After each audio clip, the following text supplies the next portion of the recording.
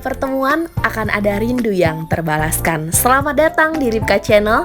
Jangan lupa untuk like, lonceng, subscribe. Selamat menyaksikan.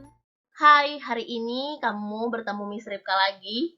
Hari ini juga Miss akan menyampaikan sebuah materi yang sepertinya kamu sudah tahu, tapi kita akan bahas ulas, kita akan memperdalam, dan kita akan menganalisis.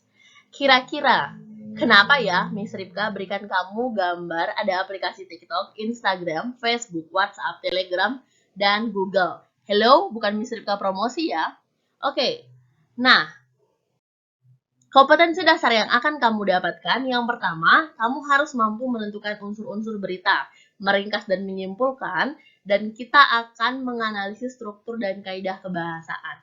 Setelah kita analisis, kita akan menyampaikan informasi dalam bentuk berita, yang artinya kamu akan menulis berita tersebut.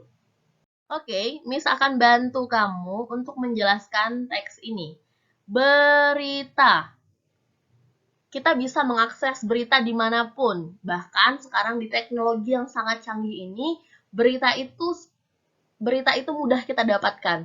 Ada istilah berita viral, ada istilah berita tentang sesuatu partai politik kah. Nah, sebenarnya ketika kamu sedang membaca berita, apa sih yang kamu dapatkan? Apa sih tujuannya? Sebelum itu, berita itu adalah informasi. Ya, jadi ketika kamu baca, kamu akan dapatkan informasi yang bersifatnya itu fakta dan aktual. Jadi semua berita itu harus fakta. Miss, fakta itu apa? Fakta itu adalah yang benar terjadi. Yang benar terjadi tidak direkayasa. Jadi ada datanya ya. Oke, selanjutnya, baik, yang pertama adalah unsur-unsur berita. Miss Ripka kasih tips, di sini ada singkatan yaitu adik simba. Jadi kalau ditanya orang lain, apa unsur-unsur berita? Kamu tinggal katakan adik simba. Tapi apa ya adik simba? Adik simba merupakan A adalah apa? DI ini di mana? Oke, K ini adalah kapan? SI siapa? M adalah mengapa? Dan BA ini adalah bagaimana. Oke. Jadi di berita akan ada unsur-unsur berita yaitu adik simba. Apa yang terjadi, di mana peristiwa itu terjadi, kapan peristiwa itu terjadi, siapa yang ada di dalam peristiwa, mengapa peristiwa itu terjadi, dan bagaimana. Oke. Untuk unsur-unsur berita, kamu harus paham. Ingat, ada yang namanya adik simba. Yang biasa kita sebut dengan 5W plus 1H. Sama ya, Miss Ripka kasih tips ini di adik simba, tapi bisa juga kita kenalkan dengan 5W plus 1A, yaitu what, who, where, when, why, dan how. Nah, untuk unsur-unsur, oke ya, Miss Ripka lanjut. Nah, setelah kamu dapat unsur-unsurnya, kamu akan meringkas dan menyimpulkan. Tipsnya, yang pertama, baca dan dengarkan dulu berita yang kamu mau baca atau yang mau kamu dengarkan. Kalau baca bisa dari artikel, bisa dari Google, dari Chrome. Nah, sedangkan untuk mendengar, kamu boleh dengarkan melalui YouTube kah, atau melalui TV kah. Nah, itu setelah kamu membaca dan kamu mendengarkan, kamu catat adik simbanya, oke? Ataupun kamu catat 5W plus 1H-nya. Kenapa Miss Ripka? Karena untuk menyampaikan kembali secara lengkap dan ringkas akan berkaitan dengan adik simba. Kamu akan jelaskan apa yang terjadi, di mana kejadiannya, kapan, siapa yang mengalami peristiwa, mengapa proses itu terjadi, dan bagaimana sih kejadian sebenarnya. Nah, yang pertama kamu baca, yang kedua kamu catat, yang ketiga kamu sampaikan kembali secara lengkap dan ringkas. Oke, tetap harus ada faktanya ya. Jangan membuat-buat berita, tapi sesuai dengan data yang ada. Oke, selanjutnya ada yang namanya struktur berita. Miss Ripka ngasih piramida terbalik, piramidanya terbalik, jadi semakin ke bawah semakin runcing, yang artinya struktur berita kalau dia semakin ke bawah, dia informasinya semakin tidak penting, semakin kurang penting. Oke, yang pertama ada yang namanya kepala berita. Ini bagian paling penting ya anak-anak ya. Yang kedua adalah tubuh berita. Yang ketiga adalah ekor berita. Nah, ingat, kepala tubuh ekor tidak bisa dibalik-balik. Jadi ketika Miss nanti kasih pertanyaan, kamu nggak boleh sebutkan struktur berita. Kamu nggak boleh bilang ekor dulu, tubuh dulu, atau kepala dulu. Harus mengikuti kepala, tubuh, dan ekor berita. Kepala berita bisa juga disebut dengan lead. Nah, di berbagai buku ada ya dituliskan, ada lead, ada kepala berita, terus di tubuh berita biasanya orang-orang menyebutnya teras berita juga bisa. Ada ekor berita juga bisa. Nah, ini adalah struktur berita. Oke. Ingat tips dari Miss Ripka, bagian kepala informasinya minimal mengandung 4 unsur, what, who, when, dan where. Oke. Sedangkan di tubuh berita ada 2 unsur saja, why dan how. Kenapa lebih besar kepala berita? Kenapa bagian kepala berita lebih banyak? Karena dia mengandung 4 unsur ini. Jadi apa yang terjadi, kapan, di mana. Sedangkan tubuh berita itu adalah mengapa sih peristiwa terjadi, bagaimana prosesnya. Ketika sudah ada mengapa dan kenapa, berarti butuh keterangan yang lebih lanjut, keterangan yang lebih rinci. Itulah alasannya kenapa tubuh berita itu lebih kecil daripada kepala berita. Nah, yang terakhir ada yang namanya ekor berita ya. Biasanya datanya tidak terlalu penting dan biasanya itu penutup berita. Di ekor berita juga banyak kita temukan opini-opini dari si penulis berita. Nah, di sini ya. Miss Ripka lanjut dulu. Nah, coba perhatikan Miss Ripka sediakan 2 contoh latihan. 10 hari menjelang lebaran, Sabtu pelabuhan penyeberangan Merak mulai dipadati truk. Truk-truk tersebut mengangkut barang bahan pokok. Berdasarkan cuplikan berita, termasuk struktur bagian apa? Ingat, di sini adalah struktur kepala berita. Kepala berita, kenapa? Ayo, karena ada beberapa unsur yang memenuhi dari 4 unsur tersebut. Siapa, kapan, dan di mana. Sedangkan untuk soal nomor 2, penemuan robot tersebut dimulai ketika. Nah, ini semuanya, cuplikan berita ini adalah penjelasan. Kalau sudah penjelasan, berarti dia ada di tubuh berita. Ingat, ketika di tubuh berita akan ada 2 unsur, yaitu mengapa dan bagaimana. Jadi dia menjelaskan proses si peristiwa itu terjadi, oke? Nanti Miss Ripka kasih contoh lagi ya di kelas. Nah, kita masuk ke kaidah kebahasaan teks berita. Yuk, yang pertama ada penggunaan bahasa bersifat standar. Yang kedua ada penggunaan kalimat langsung. Ingat, kalimat langsung. Kalimat langsung sudah kita pelajari di kelas 7. Jangan lupa menggunakan tanda petik, oke? Dan dia langsung. Yang ketiga ada penggunaan konjungsi bahwa sebagai kata yang diikutinya. Penerang ya.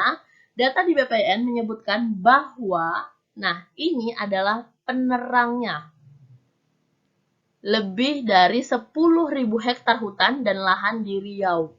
Nah ini ada 3, Miss Rip tambahkan lagi. Penggunaan kata kerja mental atau kata kerja yang terkait dengan kegiatan dari hasil pemikiran. Contoh katanya adalah memikirkan, membayangkan, berasumsi, berpraduga, berkesimpulan, dan beranalogi. Jadi ini adalah contoh dari kata kerja mental. Jangan dilupakan ya.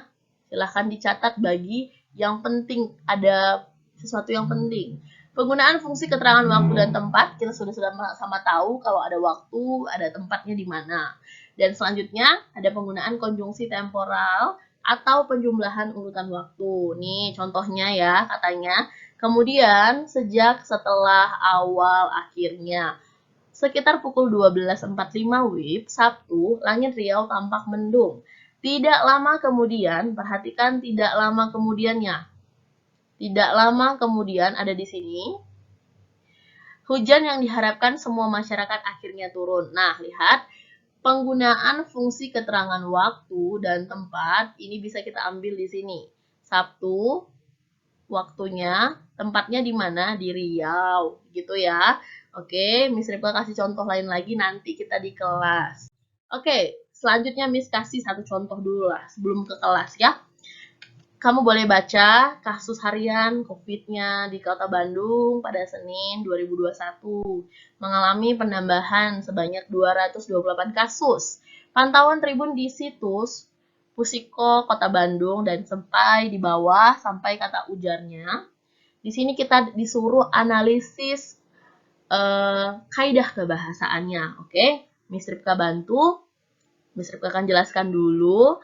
Yang pertama, kalimat kata baku. Kamu tinggal cari di sini kata baku. Masa kamu kata baku nggak tahu? Ayo, cari kata bakunya. Yang kedua, kalimat langsung. Perhatikan di sini ada katanya artinya bahwa bla bla bla sampai di sini. Ini adalah kalimat langsung.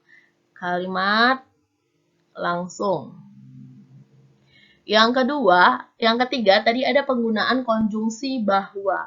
Coba kita cari apakah di sini ada konjungsi bahwa. Ayo. Nah, ini dia. Artinya bahwa tingkat kesembuhan. Nah, berarti dia sudah gunakan konjungsi bahwa. Selanjutnya ada kata kerja mental. Memikirkan, membayangkan, berasumsi. Coba kita cari sama-sama. Nah, di sini ada nih. Kami sudah memikirkannya. Nah, berarti ini adalah kata kerja mental. Oke. Miss, boleh nggak dalam satu teks itu banyak kata kerja mentalnya? Boleh. Ini Miss Ripka kasih contoh teks yang sangat-sangat sederhana. Yang selanjutnya, kata keterangan tempat dan waktu. Kamu boleh perhatikan di atas, Kota Bandung pada Senin ini, keterangan waktu dan tempat ya. Ini tempatnya, ini waktunya. Nah, terakhir kata kerja konjungsi temporal. Kemudian, sejak, awalnya. Coba kita sama-sama cari di sini. Setelah, meski dalam. Nah, di sini juga ada nih setelah, sebelumnya, sejak, awalnya. Nah, itu untuk konjungsi temporal. Temporal itu berhubungan dengan waktu ya, ataupun perhitungan. Ini adalah contoh analisis kaidah. Tapi kalau ditentukan strukturnya, di sini adalah tubuh berita. Ini adalah ini adalah kepala berita, ini adalah tubuh berita, dan ini adalah ekor berita. Oke, jadi coba disimak baik-baik. Kenapa kepala ada 4 unsur, kenapa tubuh ada 2 unsur, kenapa ekor itu adalah sebagai penutup. Selanjutnya menyampaikan informasi dalam bentuk berita. Langkah-langkahnya ada 4. Tentukan dulu sumber berita kamu. Oke. Setelah kamu tentukan, kamu mendatangi sumber berita kamu. Misalnya kamu mengunjungi website, kamu mengunjungi YouTube yang memuat fakta tentang berita yang mau akan kamu tulis. Terus kamu catat fakta-faktanya. Jangan lupa dicatat fakta ini. Di sini jangan lupa 5W plus 1H. Jadi benar ya, faktanya emang benar ada datanya gitu. Nah, yang terakhir mengembangkan catatan menjadi teks berita. Disinilah kamu gunakan kaidah kebahasaan kamu. Kaidah kebahasaannya ditambah dengan strukturnya. Nah, dari unsur-unsur, ketika kamu menemukan unsur-unsur berita ini, kamu akan menemukan si kaidah kebahasaannya. Jadi, kamu kembangkan teks kamu menjadi sebuah teks berita. Contohnya, yang pertama, misalnya kamu mengambil berita di televisi, berarti kamu dengarkan dulu beritanya. Dengarkan beritanya, pastikan berita yang kamu ambil ini adalah faktual dan fakta. Setelah kamu dengarkan, jangan lupa dicatat bagian adik simbanya